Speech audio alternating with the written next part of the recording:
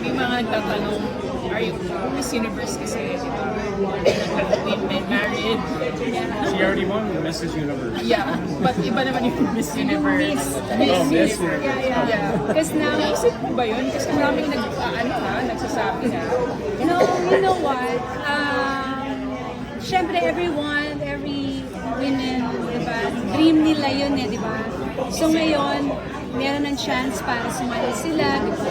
Pero siguro for me, mas gusto ko pa rin yung dating way na yung mga binibigyan nila ng chance, yung mga bagong nagsisimula.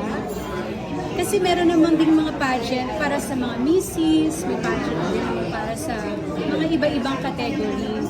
So I think it's nice na yung pageant na yun, parang mas maganda siguro kung ano yung dati. Parang for me traditional. Tama naman. Pareho ni Gloria Diaz. Kasi marami naman tayong mga pageants na yun.